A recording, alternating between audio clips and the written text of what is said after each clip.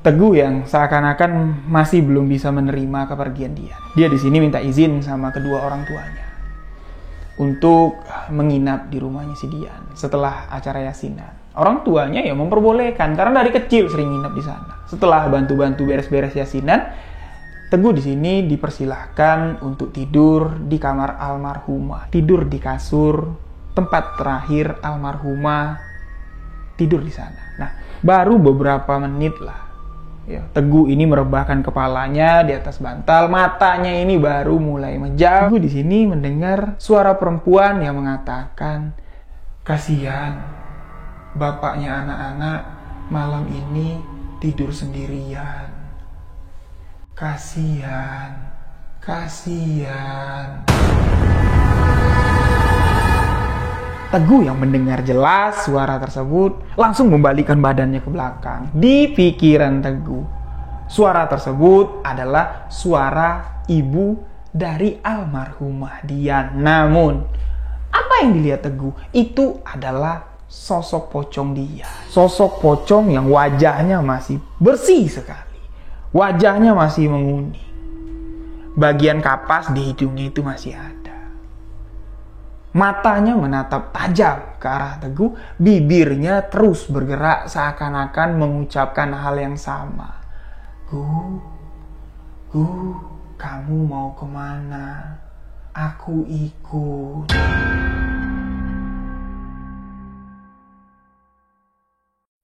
Bismillahirrahmanirrahim.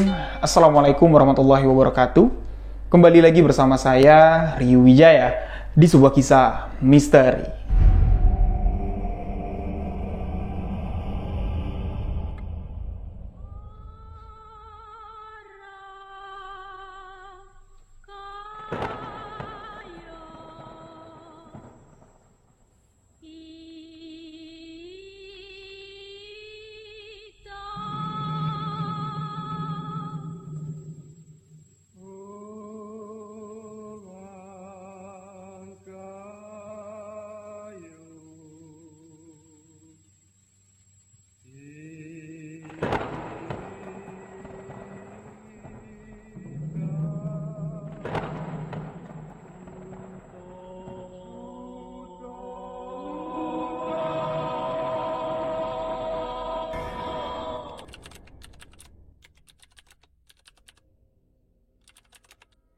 Terima kasih untuk sahabat yang telah mengklik video ini.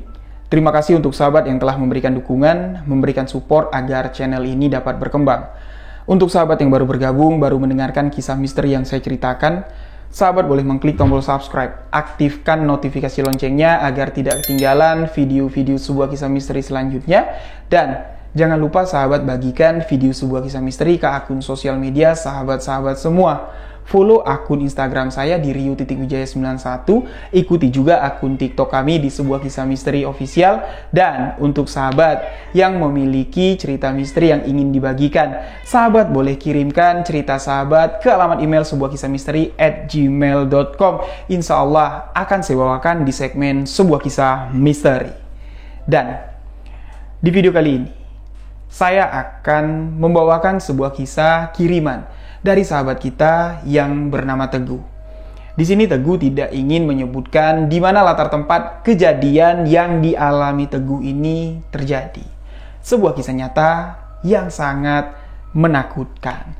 Tapi sahabat-sahabat, sebelum saya melanjutkan cerita ini, saya di sini ingin menjawab banyak sekali permintaan dari sahabat-sahabat semua yang menanyakan di setiap video. Pasti ada komentar yang menanyakan, "Bang Rio, gimana cara untuk mendapatkan t-shirt sebuah kisah misteri? Di mana Bang belinya?" Memang t-shirt sebuah kisah misteri tidak diperjualbelikan secara bebas. Tidak saya jual di marketplace juga. Nah, untuk sahabat yang kemarin di trip pertama tidak kebagian untuk membeli t-shirt sebuah kisah misteri, mohon maaf karena memang terbatas sekali. Kami hanya memproduksi 200 piece dan alhamdulillah kurang dari 20 hari 200 piece sold out terjual dengan sistem pre-order. Nah, mulai hari ini kami akan kembali membuka pre-order untuk sahabat-sahabat misteri semua. Tentunya t-shirt yang baru di kloter kedua dengan desain yang baru, dan insya Allah kami akan membuat t-shirt dengan lengan panjang. Untuk sahabat-sahabat, mulai hari ini bisa ikut pre-order dengan menghubungi WhatsApp admin yang tertera di bawah ini. Buruan sahabat-sahabat yang berminat, langsung chat admin, hubungi nomor WhatsApp admin yang ada di bawah ini. Stok cuman 200 piece. Ayo, buruan. Siapa cepat, dia yang dapat. Dan di video kali ini, kisah yang dibagikan oleh sahabat kita Teguh. Ini merupakan kisah yang cukup mengerikan, dan dari kisah ini kita bisa mengambil pelajaran tentang arti sahabat. Sahabat sampai mati atau sahabat dibawa mati. Kisah yang dialami langsung oleh sahabat kita Teguh yang berlatar waktu di tahun 2014 yang lalu. Yang mana di tahun 2014 tersebut, Teguh ini masih sekolah, tepatnya duduk di kelas 2 SMA. Di SMA tersebut, ya, Teguh memiliki sahabat baik. Teguh memiliki sahabat dekat yang bernama Dian. Seorang wanita cantik yang berperawakan tinggi, hidung mancung, kulit putih, dan Dian adalah primadona di sekolahnya walaupun masih duduk di kelas 2 SMA. Kecantikan Dian di sini mengalahkan kecantikan kakak-kakak kelasnya, anak-anak perempuan yang ada di SMA tersebut. Kalau laki-laki yang ada di SMA tersebut yang melihat Dian pasti akan jatuh hati, pasti akan naksir. Ditambah lagi, Dian ini ramah, humoris, lucu. Nah, itulah sosok karakter dari sahabat baik Teguh. Karena kedekatan Dian dan Teguh ini dekat sekali. Banyak sekali teman-temannya di SMA berpikir kalau Dian dan Teguh ini berpacaran. Sampai beberapa kali Teguh ini ditanya sama kakak kelasnya yang di kelas 3, menanyakan kedekatan Dian dan Teguh ini, kamu pacaran ya sama Dian? Tanya kakak kelasnya si Teguh. Enggak kak. Ah, bohong. Kamu pulang berdua, di kantin berdua, akrab sekali, kayak orang pacaran. Kamu pacaran ya? Tanya lagi kakak kelasnya Teguh. Enggak. Aku enggak pacaran kok sama Dian. Aku sama Dian tuh bersahabat. Kami itu dari kecil. Nggak ada kok kami pacaran. Awas ya kamu, kalau diam-diam kamu naksir Dian. Itulah yang sering dialami Teguh, diancam sama kakak-kakak kelasnya yang cemburu dengan kedekatan Teguh dan si Dian ini. Nah, kedekatan Teguh dan si Dian ini memang sudah mereka jalin sejak dari kecil. Karena rumah Teguh dan Dian ini bertetangga, bukan tetangga lagi, tapi rumahnya itu dempetan. Ibu bapak Dian, ibu bapak Teguh sama-sama tinggal di rumah bedeng. Yang mana ya, Teguh ini merupakan orang perantauan. Jadi ketika kedua orang tuanya merantau, Teguh ini pindah ke tempat dia sekarang, ya, tempat mengenal si Dian lah kita katakan di sini, itu di kelas 3 SD. Pindahlah menempati rumah bedeng yang ada di samping rumahnya si Dian. Petak 1, rumah yang ditempati Teguh. Petak 2, rumah yang ditempati Dian dan keluarga. Temboknya tuh nyatu. Nah, Dian dan keluarganya sangatlah ramah dan sangatlah baik sekali. Si Dian ini memiliki seorang abang laki-laki. Usianya terpaut 1,5 tahun di atas Dian. Jadi sepemainan lah sama si Dian ini. Ditambah lagi kehadiran Teguh di sana. Mereka bertiga main. Nah, abangnya si Dian ini namanya Bang Yunus. Bang Yunus juga orangnya baik, ganteng, ramah, akrab juga sama si Teguh ini.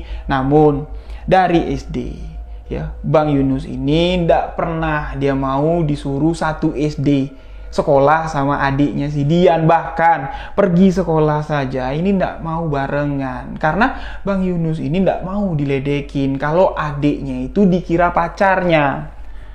Karena memang kecantikan Dian ini sudah terlihat semenjak dari kecil. Nah, semenjak si Teguh pindah di rumah bedeng tersebut, Teguh masuk SD yang sama dengan si Dian. Teguh lah yang setiap hari Pergi bareng sekolah pagi-pagi sama si Dian. Pulang juga sama-sama dengan si Dian. Nah, dari situ, dari SD mereka sama-sama sampai ke SMP, sampai pula lah di jenjang SMA. Namun, setelah Teguh ini lulus dari SMP, keluarganya mendapatkan rezeki lebih lah, kita katakan di sini. Keluarganya memutuskan untuk pindah, mencari rumah kontrakan yang cukup besar lah dari rumah yang sebelumnya ditempati, yang bedeng bersebelahan dengan tempat tinggalnya si Dian. Nah, dari situlah, dari lulus SMP lah, Teguh dan si Dian ini terpisah menjadi tetangga. Tapi mereka tetap setiap hari bertemu di sekolahan, tepatnya di SMA. Kelas 1 SMA, mereka sekelas. Kelas 2 SMA, mereka terpisah. Dan rumah mereka pun sekarang kan juga terpisah. Jadi, kalau pergi, Dian ini diantar sama bapaknya. Kalau pulang, Teguh lah yang selalu mengantarkan Dian semenjak dari kelas 1 SMA sampai di kelas 2 SMA. Rutin, selalu Teguh yang mengantarkan pulang. Karena kedekatan Teguh dan Dian, ini bukan cuman kedekatan mereka saja. Orang tua Dian menganggap kalau Teguh ini ya, bukan orang lain, kayak anak sendiri, begitu juga kedua orang tua Teguh menganggap Dian ini seperti anak perempuannya sendiri, yang mana Teguh ini tidak punya abang, tidak punya adik, anak semata wayang di keluarga tersebut. Makanya di sini kedua orang tua Teguh mengatakan, "Guh, kamu kalau pulang sekolah, kamu jangan nyelonong pulang sendirian. Kamu anterin dia. Awas, kalau ibu bapak tahu kamu nggak nganterin Dian pulang sekolah." "Iya bu, iya. Nggak mungkin Teguh biarin si Dian pulang sendirian, digodain sama temen-temen di sekolah. Teguh kasihan juga sama si Dian, punya abang tapi nggak perhatian sama adiknya." "Ya bagus," kata ibunya si Teguh. Nah, singkat cerita, kedekatan mereka ini sangatlah dekat sekali. Dan jujur Teguh di sini mengatakan, walaupun kedekatan mereka dari kecil ini sangat akrab sekali, sangat dekat sekali. Bahkan orang beranggapan kalau Teguh dan Dian berpacaran. Jujur di sini Teguh mengatakan bukannya sok munafik, enggak. Siapa yang enggak naksir sama si Dian? Tapi jujur, perasaan Teguh dengan Dian ini enggak lebih dari seorang sahabat yang menyayangi dan ingin saling menjaga. Cuman itu. Jadi Teguh juga beranggapan kalau Dian ini berpikiran yang sama. Jadi asiklah mereka. Ya, ngobrol, curhat, ya segala macam lah, mereka belajar bareng. Mereka sama sekali tidak baper-baperan, tidak saling, "Ih, kamu suka sama aku ya, kamu suka sama aku ya." Sama sekali tidak kayak gitu. Persahabatan mereka bersih sekali. Tapi ketika Teguh dan Dian ini lulus sekolah, ada sebuah kejadian yang sangat mengejutkan sekali. Baru beberapa hari Teguh lulus dari SMA, Teguh dipanggil sama kedua orang tuanya. Datanglah Teguh nyamperin kedua orang tuanya. Nanya si Teguh, "Ya bu, pak, kenapa?" Dalam hatinya si Teguh, dia di sini sudah punya pikiran. Ibu bapak manggil palingan nanyain gimana persiapan untuk tes masuk universitas. Palingan itu yang ditanyakan sama bapak ibu. Ya udahlah. Lalu di sini ibunya Teguh bertanya, "Guh, Dian apa kabar? Dian kuliah di mana? Sama ndak pilihannya universitas sama kamu?" Teguh ndak tahu bu. Teguh kemarin lupa pula nanya sama si Dian. Dia mau ngambil universitas yang mana. Tapi kayaknya beda lah bu. Soalnya kan kami jurusannya beda.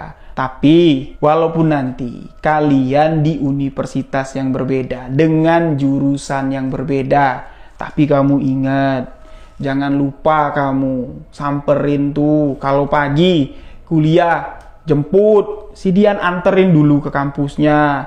Pulang juga kamu jemput si Dian. Jangan biarin si Dian pulang sendirian. Itu kan kamu udah disiapin sama bapak motor baru untuk kuliah.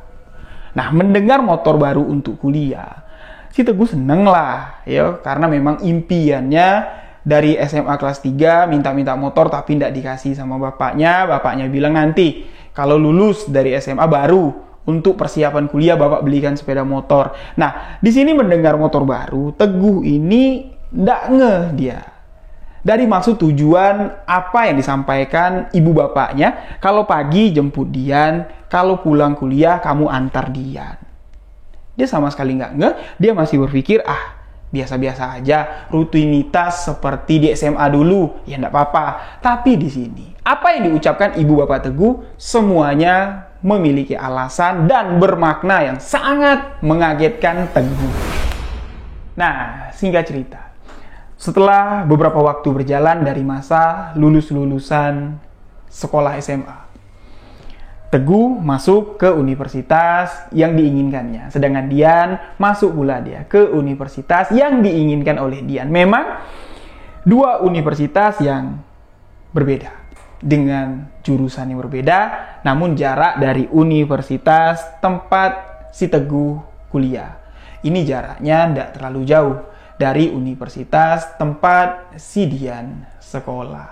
Nah, apa yang dikatakan ibu bapaknya dijalanin lah sama si Teguh. Pagi dia nyamperin Dian, naik motor boncengan lah, pulang nanti ya Dian ditungguin, selesai kelasnya, kalau kelasnya bareng itu ya bareng lah mereka pulang. Dan masa itu berlalu sampai di 1 semester, masuk semester kedua, yang namanya anak-anak kuliahan. Ini beda dengan anak-anak SMA. Ya, anak-anak SMA itu pubernya kadang telat ya. Di masa SMA fokus belajar sampai-sampai tidak punya pikiran untuk pacaran. Tapi kalau sudah menginjak di universitas, jadi mahasiswa, di sini ceweknya keren-keren, pergaulannya pun udah beda. Teguh ini kepincut dengan salah satu wanita yang ada di kampusnya. Wanita ini kita sebut saja dengan nama Sri. Belum pacaran, Teguh ini baru deket aja. Sering lah ya, jalan mereka, abis nganterin si Dian pulang, Teguh ini jemput si Sri. Nah, si Sri ini pun beberapa kali diajak main ke rumahnya si Teguh dengan niat hati mau ngenalin ke ibu bapaknya Teguh. Tapi apa respon kedua orang tua Teguh melihat Teguh ini pulang bawa anak gadis orang, mau ngenalin ke ibu bapak seakan-akan, nih pak, nih bu, anakmu sudah punya pacar, nih pacarku. Respon dari kedua orang tua Teguh sangatlah terkejut sekali. Bukan tidak suka dengan sosok si Sri ini, tidak, tapi mereka tidak terima. Tidak terima wanita lain untuk mendampingi Teguh karena Teguh ini sudah dijodohkan dengan Dian tanpa sepengetahuan Dian, tanpa sepengetahuan Teguh semenjak mereka berada di kelas 1 SMA. Dian tidak tahu kalau dijodohin sama Teguh, Teguh pun tidak tahu kalau dijodohin sama si Dian. Ketika Teguh bawa Sri ngenalin ke ibu bapak, ya responnya baik-baik aja lah ya. Senyum-senyum depannya si Sri. Ketika Teguh sudah pulang, Sri udah diantar Teguh pulang ke rumah. Barulah di sini Teguh dipanggil sama ibu dan bapaknya. Teguh di sini bingung, loh kok bapak ibu manggil dengan wajah yang agak-agak nggak enak, kayak wajah nggak senang, atau jangan-jangan tadi aku bawa Sri ke sini itu momennya nggak tepat ya, mungkin itu yang ada di pikiran Teguh. Tapi kedua orang tuanya mencoba untuk menjelaskan sehalus mungkin, selembut mungkin, agar si Teguh ini nggak berontak, agar si Teguh ini bisa menerima perjodohan yang telah mereka lakukan. Awalnya di sini ibunya si Teguh menanyakan sama si Teguh, tadi yang kamu bawa si Sri itu cuma teman kampus kan, bukan pacar kamu kan? Teguh di sini bingung mau jawab. Kalau dibilang pacar belum jadian. Ya, akhirnya Teguh menjawab, iya bu, itu cuma teman kampus, teman kuliah. Memangnya kenapa? Nggak apa-apa. Kenapa si Dian nggak pernah semenjak kuliah kamu bawa main ke sini? Padahal dulu kamu kan waktu zaman-zamannya SMP, bahkan zaman-zamannya SMA, kamu sering minta izin sama ibu bapak mau menginap di rumahnya si Dian, dan Dian juga begitu. Sering kamu bawa untuk nginap di sini. Tapi kok sekarang semenjak kuliah malah kamu nggak pernah ya bawa Dian main ke sini? Atau jangan-jangan Dian malah tidak pernah kamu jemput antar. Jemput kok Bu, antar kok Bu, kata si Teguh. Nah, di sini baru si Teguh ini agak sedikit ngeh dengan arah pembicaraan ibu bapaknya. Teguh di sini menanyakan lebih dalam lagi, memangnya kenapa? Ada apa dengan Dian? Teguh sekarang sudah dewasa. Dian pun sekarang sudah dewasa, Bu. Kami sama-sama punya kesibukan. Tidak mungkin lah kami kesana kesini sama-sama terus. Memangnya ada apa? Di sini, momen yang tepat bagi kedua orang tua Teguh untuk mengatakan, tidak apa-apa kok. Ibu, bapak cuman berharap kedekatan kamu sama Dian itu bisa langgeng sampai ke jenjang pernikahan. Hah? Dengan ekspresi yang sangat kaget dan menganga. Teguh di sini kayak merasa kalau apa yang diucapkan ibunya itu salah omong atau Teguhnya yang salah dengar. Teguh di sini menanyakan kembali apa yang ibu ucapin barusan. Apa, Bu? Ibu kepingin, bapak juga kepingin. Kalau kamu sama si Dian, itu nanti bisa sampai langgeng ke jenjang pernikahan. Ah, ibu, ngaco ada-ada aja. Aku sama Dian itu udah kayak adik kakak. Ya enggak mungkin lah kami nikah. Mungkin. Kamu kan enggak ada hubungan darah, kata bapaknya Teguh. Dan kamu itu sudah bapak jodohkan dengan Dian. Kedua orang tuanya sudah menerima kamu untuk menjadi calon mantunya. Hah? Lagi-lagi di sini, Teguh kaget dengan ekspresi yang ya kayak enggak nyangka lah hal ini akan terjadi. Dengan pikiran yang masih tidak karuan, Teguh di sini menolak apa yang dikatakan oleh kedua orang tuanya. Nggak Teguh nggak mau dijodoh-jodohin kayak gitu. Nah, Dian pun di sini ternyata sahabat-sahabat belum dikasih tahu juga sama kedua orang tuanya kalau Teguh dan Dian sudah dijodohkan keesokan harinya. Ketika Teguh menjemput si Dian, otomatis di sini Teguh yang berpikir kalau Dian ini sudah tahu tentang perjodohan ini, tapi si Dian tidak mau ngasih tahu Teguh. Dian pura-pura tidak tahu. Jadi ekspresi wajah Teguh ini jutek ketika jemput si Dian. Dia nanya lah, ya, "Hei, kamu kok pagi-pagi jutek kayak gitu?" Cuman itu jawaban Teguh. Jadi naik motor diem aja. Diajak Dian ngomong, sama sekali tidak dijawab sama si Teguh. Sampai ke kampus, Dian turun, pamitan sama si Teguh. Teguh cuma melengos. Teguh langsung bawa motornya ke kampus, dan ketika pulang, Teguh juga menjemput Dian dengan ekspresi yang sama. Dan di waktu pulang itulah si Teguh ini ngajak si Dian ini ngobrol. Mampirlah mereka menepi, duduk di bangku-bangkuan yang ada di taman ya, di sekitaran pinggir jalan. Di sini Teguh dengan wajah yang sangat serius sekali, seakan-akan ingin menginterogasi si Dian dengan mengatakan, "Kamu curang ya sama aku? Masa iya?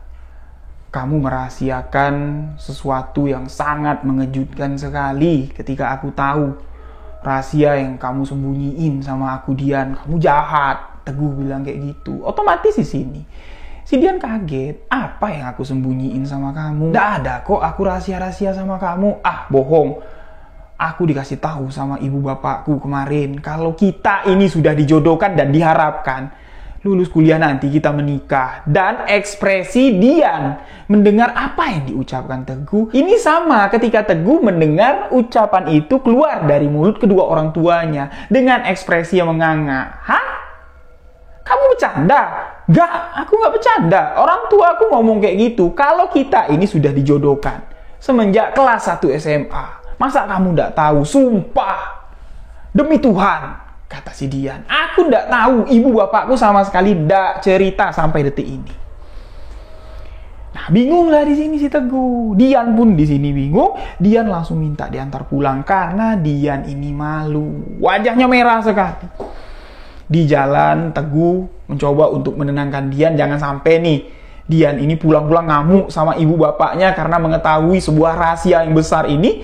Teguh tidak mau nanti pulang-pulang ribut. Ya, kamu diam-diam aja dulu. Kita cari tahu dulu. Jangan kamu labrak ibu bapakmu. Diam aja. Sama sekali nggak ngomong.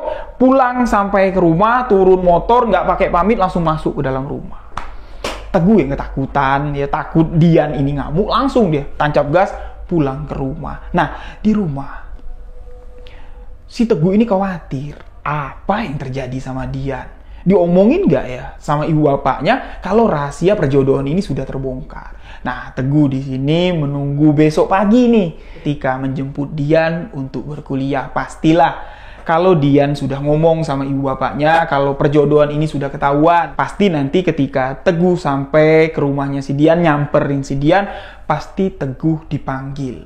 Nah, itulah tandanya ya kalau rahasia perjodohan ini sudah terbongkar. Namun di sini ketika Teguh sampai ke rumahnya si Dian, ternyata Dian sudah pergi duluan. Dian pergi naik angkutan. Ketika sampai, orang tuanya si Dian mengatakan, "Nah, Teguh kamu kuliah?" "Iya kuliah lah Bu. Tadi Dian udah jalan duluan. Dian naik angkot. Dian bilang, kamu hari ini nggak ada kelas. Kamu hari ini nggak kuliah." "Ah, nggak kok. Aku kuliah." Nah, Teguh berdetak di sini. Orang tuanya Dian nggak manggil aku menanyakan perihal perjodohan, berarti Dian masih menyembunyikan perjodohan ini. Teguh langsunglah di sini muter motornya pamit sama kedua orang tuanya Dian, lanjut ke kampus sambil menyusuri jalan, mana tahu ketemu sama si Dian di jalan, mau diboncengin, diantar sampai ke kampusnya Dian, tapi Dian ini nggak ketemu. Dian naik angkot yang mana nggak tahu. Ya, disusurin jalan sampai ke depan kampusnya si Dian nggak kelihatan. Lalu Teguh pun di sini langsunglah menuju ke kampusnya, dan ketika pulang pun juga Teguh nggak dapat bertemu dengan Dian. Dan keesokan harinya barulah di sini ketika Teguh jemput Dian kuliah, Dian sudah menunggu seperti biasa. Namun di sini ekspresi wajahnya si Dian agak sedikit berbeda dari biasanya. Melihat si Teguh itu kayak sungkan lah jatuhnya ya. Jadi naiklah dibonceng, naik sepeda motor. Di atas motor Dian ini mengatakan kepada Teguh, "Guh, biarin aja ya. Apa yang menjadi rahasia kedua orang tua kita tutupin aja dulu sama ibu bapakku. Aku nggak terlalu hati ya nanya sama ibu bapakku apa alasan mereka menjodohkan aku sama kamu.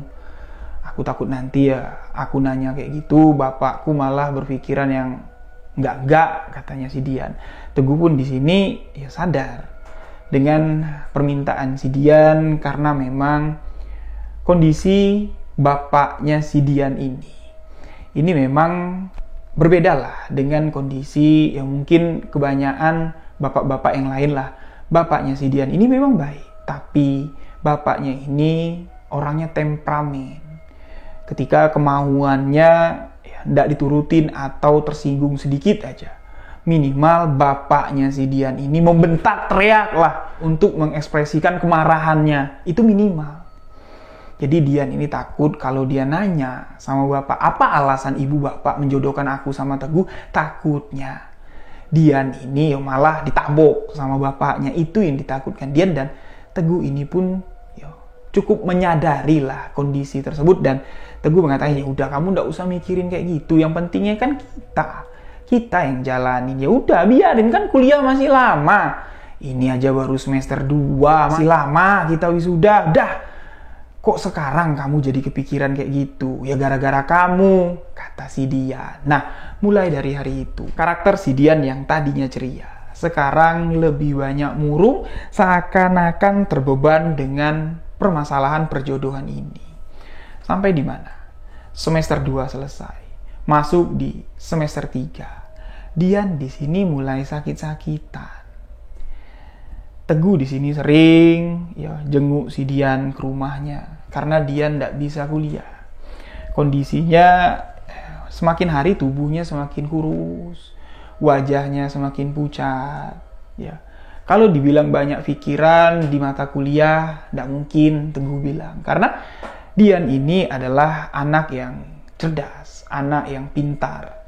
Mata kuliahnya pun adalah mata kuliah yang disukai sama si Dian. Tidak mungkin Dian terbeban dengan pelajaran yang ada di kampusnya. Positif di sini Teguh merasa kalau penyebab sakit dari si Dian ini adalah beban pikiran masalah perjodohan, namun Dian tidak berani menanyakan kepada kedua orang tuanya. Teguh di sini mencoba untuk menghibur Dian sambil sesekali ya kayak ngeguyon lah untuk meringankan pikiran Dian, karena Teguh ini sadar Dian itu takut kalau perjodohan ini akan membebani Teguh juga. Itu yang dipikirin sama si Dian. Jadi Teguh ini seakan-akan tidak terlalu memikirkan perjodohan dan seakan-akan mau menerima perjodohan tersebut. Ketika Teguh berada di kamarnya si Dian, ketika membesu Dian yang lagi sakit ini, Dian terbaring di atas tempat tidurnya.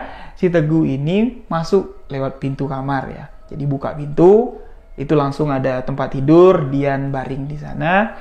Teguh ini beresin selimut, dilipat selimutnya sambil ngomong kayak gini.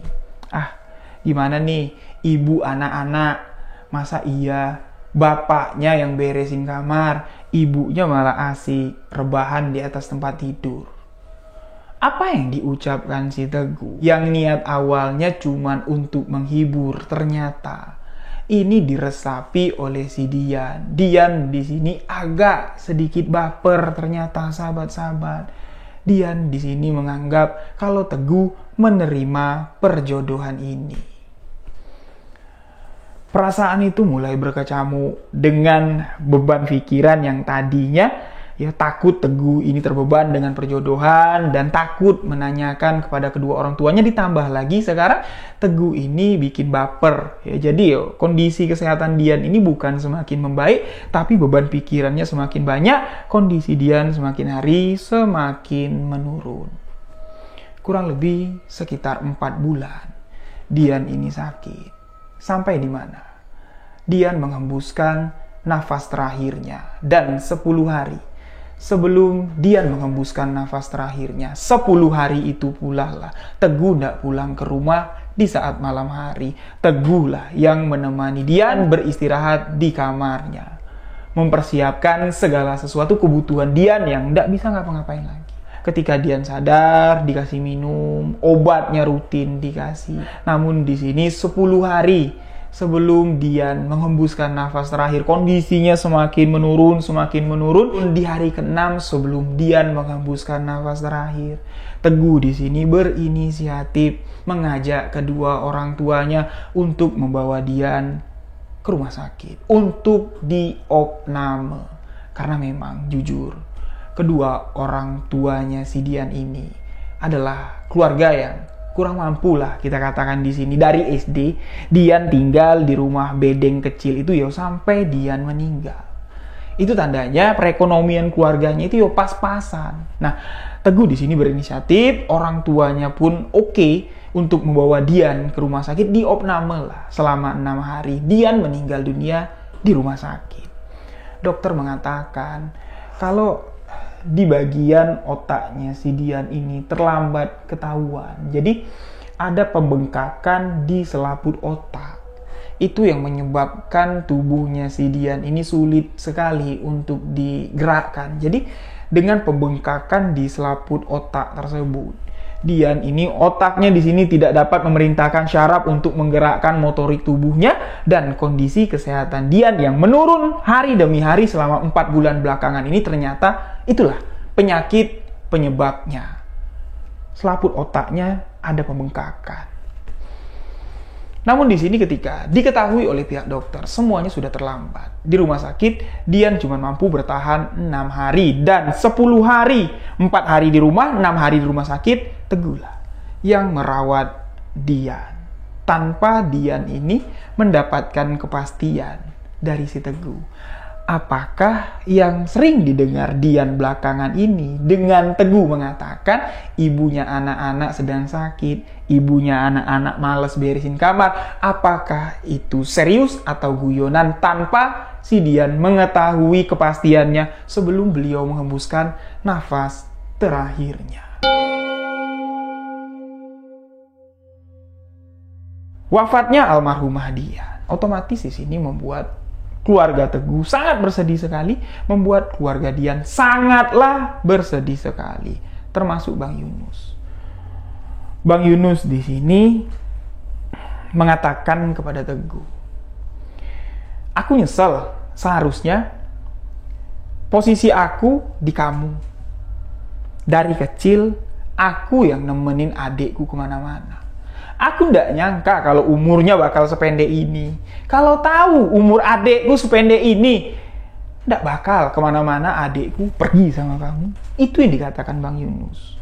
Bukan Bang Yunus marah, nggak, tapi menyesali perasaannya sendiri. Nah, setelah pemakaman almarhumah Dian, barulah di sini kedua keluarga ini bertemu di malam yasinan. Barulah di sini ya, kedua keluarga ini mengungkapkan bahwa perjodohan yang telah mereka lakukan dari almarhumah Dian dan si Teguh ini duduk di kelas 1 SMA ini tidak dapat sesuai dengan harapan, karena Dian telah berpulang ke rahmatullah. Teguh di sini diberitahu langsung oleh kedua orang tuanya si Dian. Teguh tidak jawab apa-apa. Dia cuma nunduk, ya dia merasa sedih di malam itu.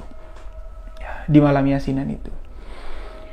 Teguh yang seakan-akan masih belum bisa menerima kepergian Dian.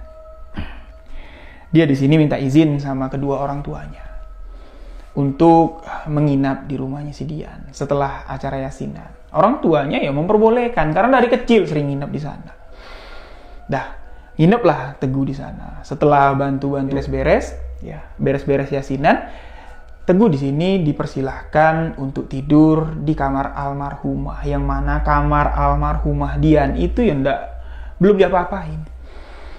Barang-barangnya masih seperti yang ditata sama almarhumah. Pakaian-pakaian yang digantung pun masih ada. Teguh malam itu tidur di kasur tempat terakhir almarhumah tidur di sana. Tanpa ada rasa takut, tanpa ada rasa was-was, tanpa ada rasa yang aneh-aneh.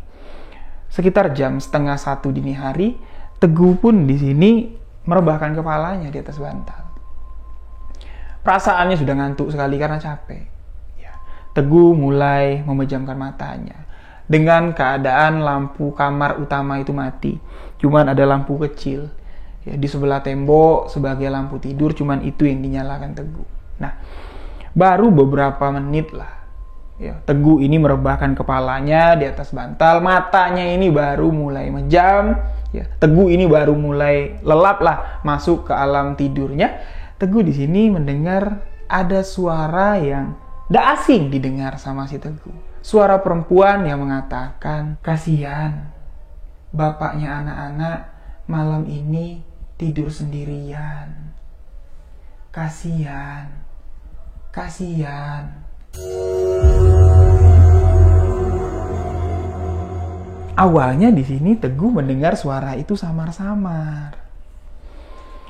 Tapi kok setelah suara itu terdengar, suara yang terdengar tersamar, kok semakin lama kok semakin terngiang-ngiang di telinga. Semakin jelas suara itu seakan-akan berulang-ulang lah diucapkan. Kasihan malam ini bapaknya anak-anak tidur sendirian. Kasihan, kasihan. Teguh pun di sini merasa takut. Teguh di sini merasa, ini kayak suara almarhumah Dian, tapi tidak mungkin loh. Dian kan baru tadi siang dimakamkan. Yo masa Dian bisa ngomong kayak gitu? Teguh pun di sini bangun dari tidurnya. Duduk dia di atas tempat tidur, menghadap ke bagian pintu kamar. Baru Teguh ini mau berniat menyalakan lampu. Tek, baru mau berdiri, lampu itu langsung menyala sendiri. Tek. Sontak di sini membuat Teguh sangat terkejut sekali. Astagfirullahaladzim. Kok lampunya bisa nyala sendiri? Dengan keadaan kamar yang sudah terang, Teguh pun di sini melihat ke bagian sudut kamar. Kiri, kanan, celingak-celinguk, Teguh melihat. Nggak ada apa-apa. Terus siapa yang nyalain lampu? Dah, mungkin konslet, Teguh bilang. Yaudah, keluarlah Teguh tadi. Ya, karena sudah terjaga, Teguh sekalian mau ke kamar mandi. Nah, Teguh mau keluar dari pintu kamar. Lampu tetap menyala. Buka pintu, keluar. Nah, bagian dapur dari rumah almarhumah Dian. Ini bagian dapurnya itu belum disemen bersih. Beda dengan bagian depan, itu sudah menggunakan keramik. Jadi kalau mau ke belakang, ke kamar mandi, itu anggota keluarga. Ya, itu biasanya menggunakan sendal. Tapi pada malam itu, si Teguh ini kan masih sempoyongan, masih rada-rada ngantuk. Jadi dia nyelonong aja. Jalan kaki menuju ke kamar mandi, baru beberapa langkah. Kakinya melangkah di lantai dapur menuju ke kamar mandi. Lagi-lagi, di sini Teguh mendengar ada suara perempuan. Gu, sendalnya pakai, Gu.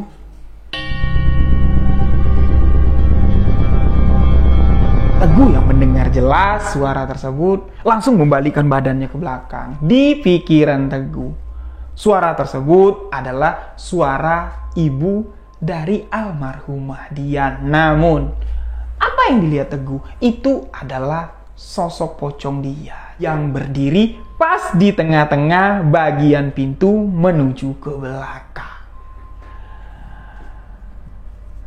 Sosok pocong yang wajahnya masih bersih sekali. Wajahnya masih menguning. Bagian kapas di hidungnya itu masih ada. Matanya menatap tajam ke arah Teguh. Bibirnya terus bergerak seakan-akan mengucapkan hal yang sama. Gu, sendalnya pakai. Suara tersebut terus terdengar. Teguh pun di sini tertegun. Dia ndak bisa bergerak, dia ndak bisa berkedip, dia ndak bisa berteriak.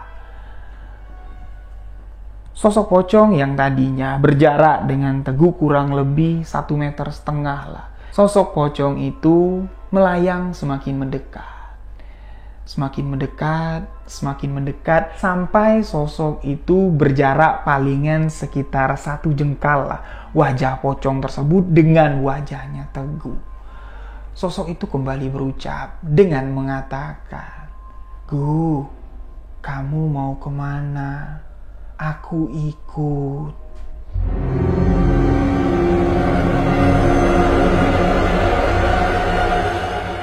Setelah mengatakan itu, sosok itu pun seketika menghilang dari hadapan Teguh. Seketika pocong itu menghilang. Teguh pun di sini terjatuh ke lantai. Badannya terkulai lemah sekali. Dia tidak dapat berbuat banyak. Dia di sini cuma dapat mengelus dada sambil beristighfar, astagfirullahaladzim. Kurang lebih sekitar 20 menit lah. Teguh duduk di lantai dapur tersebut. Baru di sini tenaganya kuat lagi. Baru di sini dia berdiri kembali masuk ke kamar dan langsung mengunci pintu. Teguh langsung nutup wajahnya pakai bantal. Teguh di sini membaca apa yang dihafal diingatnya, ayat-ayat suci Al-Quran. Saking kan Teguh takut dan akhirnya Teguh pun tertidur pada malam itu. Namun di sini kejadian yang dialami Teguh sama sekali tidak diceritakan ke keluarga dari almarhumah Dian. Ketika Teguh bangun pagi, ketika diajak sarapan, ketika Teguh berpamitan untuk pulang, Teguh sama sekali tidak cerita ke bapak, ke ibu, atau ke abang dari almarhumah Dian. Dengan apa yang dilihatnya, dengan apa yang terjadi kalau Teguh melihat pocong almarhumah Dian. Dengan menyembunyikan kejadian tersebut, Teguh pun pulang dari rumah almarhumah Dian. Dan di malam harinya, Teguh kan pulang pagi. Kedua orang tua Teguh ingin datang ke rumah almarhumah Dian untuk yasinan. Teguh diajak, tapi Teguh tidak mau. Alasannya Teguh tidak enak badan. Ya udah, kamu istirahat di rumah. Teguh takut untuk datang lagi ke rumah almarhumah Dian. Takut kejadian serupa akan terjadi lagi. Yang di pikiran Teguh di sini, nanti aku ke sana, aku terdengar lagi suara-suara yang menyerukan namaku, manggil aku, dan nggak kebayang kalau sosok itu muncul lagi di hadapan aku. Pikiran Teguh kalau dia di rumah, dia aman. Ternyata tidak. Orang tuanya pergi itu sekitar jam 5 sore. Selesai menunaikan ibadah sholat maghrib, Teguh di kamar aja. TV dinyalain besar-besar, pintu kamar dikunci, Teguh duduk di atas tempat tidurnya. TV yang menyala dengan volume yang sangat keras sekali itu tidak ditonton sama si Teguh. Matanya menatap ke TV, tapi pikiran Teguh di sini terus melayang. Memikirkan kejadian yang dialaminya semalam. Apakah ini nyata? Atau hanya ketakutanku saja? Nggak mungkin lah aku takut. Kalau aku takut, nggak mungkin aku menginap di rumah almarhumah. Ini nggak benar nih. Ini nggak nyata. Jadi ya, Teguh berpikir kalau itu cuman halusinasinya saja. Jadi, TV yang volumenya kencang, ya, siaran yang terus menyala, Teguh nggak memperhatikan. Dan seketika TV itu mati. Tek, TV itu mati pun. Teguh di sini nggak sadar. Ya, dia terus melamun, sampai di mana? Suara ketukan terdengar dari jendela kaca kamarnya Teguh. Teguh terkejut di sini. Dia melihat, loh, kok TV udah mati? Berarti suara ketukan tadi bukan berasal dari TV ya? Berarti suara ketukan itu ya kayak suara jendela diketuk. Teguh yang spontan saja, dia tidak berpikir apa-apa. Ya, dia langsung berdiri, membuka tirai jendela kaca tersebut. Ketika tirai jendela kaca itu terbuka, sosok pocong almarhumah Dian sudah berdiri pas di depan jendela kaca dengan menatap Teguh tajam. Teguh yang terkejut. Sontak di sini dia langsung menutup tirai, membalikkan badannya, tapi ketika Teguh membalik badannya setelah menutup tirai kaca, Teguh membalik badan dengan niat untuk menghindari tatapan tajam pocong yang ada di balik jendela kaca. Malah di sini pocong itu muncul ketika Teguh membalikkan tubuhnya pas berhadapan lagi dengan Teguh. Pocong itu mengatakan, "Kamu kok nggak ke rumahku? Kamu mau kemana? Gu, aku ikut."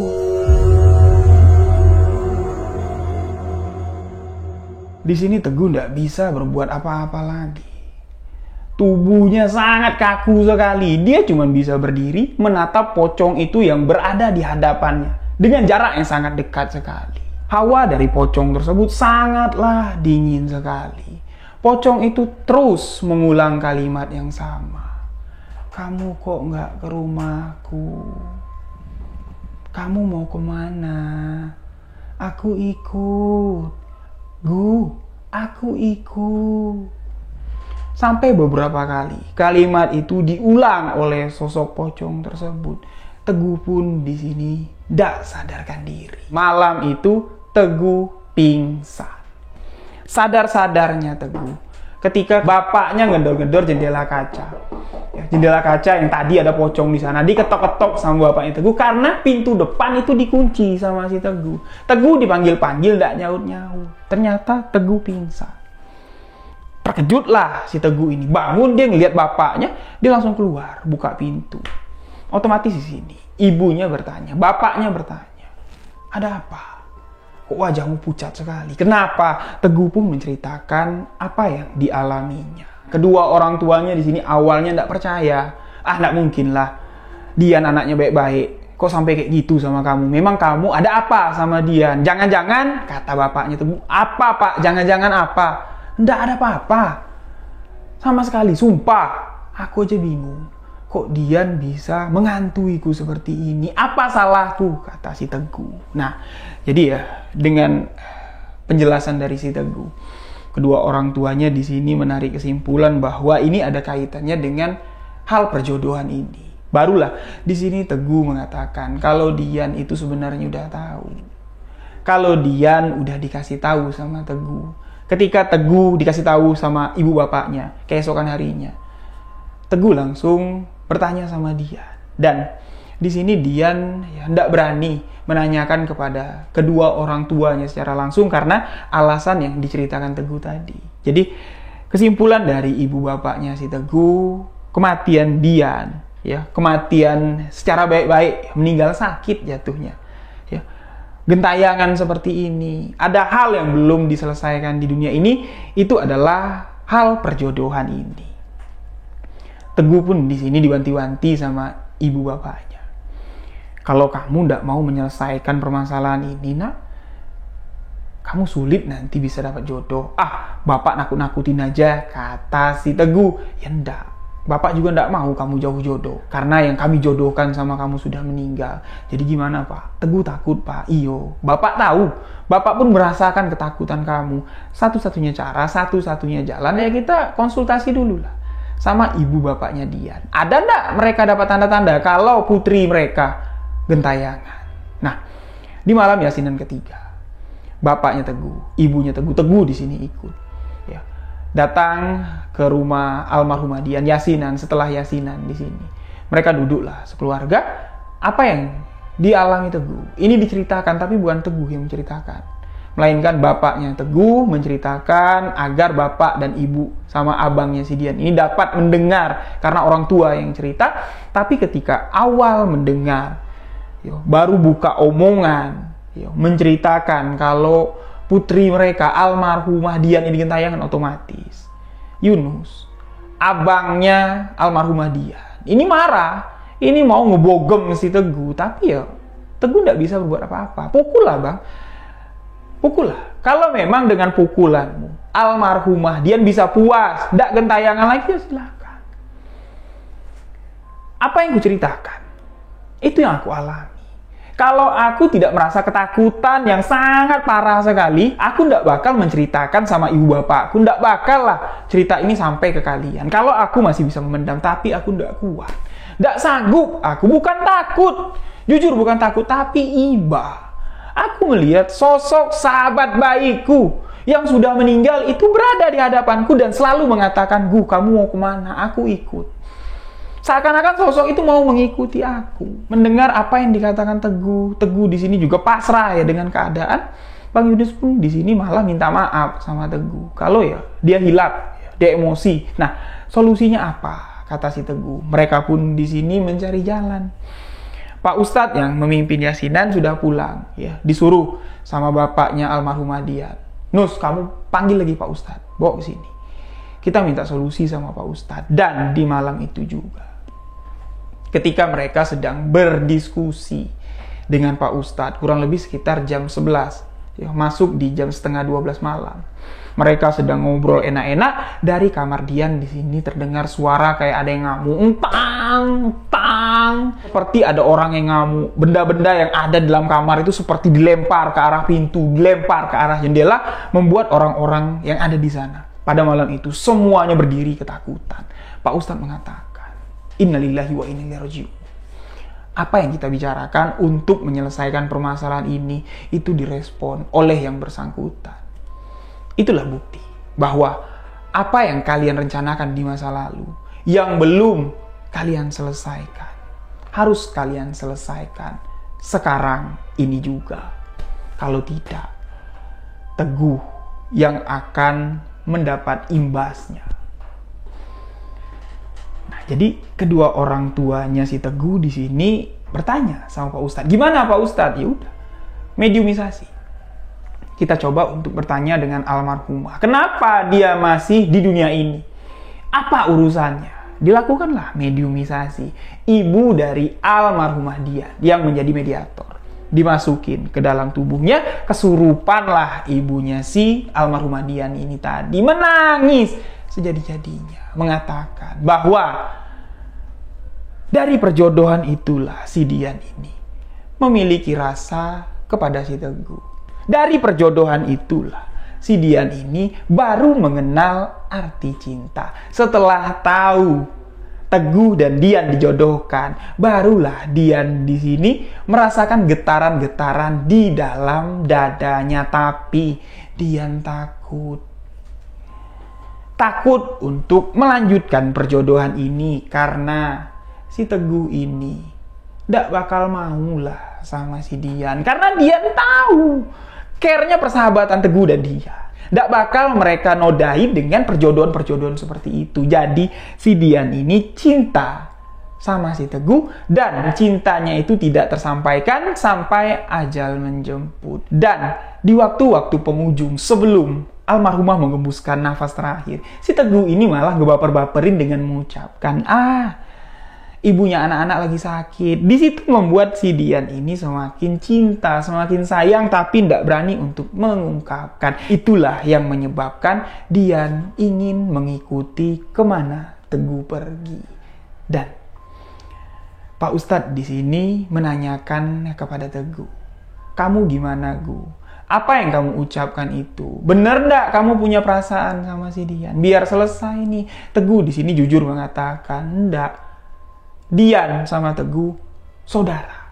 Apa yang Teguh ucapkan itu cuma untuk menjadi penyemangat dia. Jadi ya Teguh minta maaf sama si Dian. Menangislah. Sosok yang kesurupan ini menangis. Nah, Pak Ustadz di sini kembali membacakan talqin. Talqin itu dibaca untuk mengingatkan yang hidup bakal mati dan yang mati di dalam kubur atau arwah dari seseorang yang meninggal itu sudah tidak ada urusan lagi di dunia ini. Nah, ketika talqin dibacakan, tangis itu lambat laun menghilang.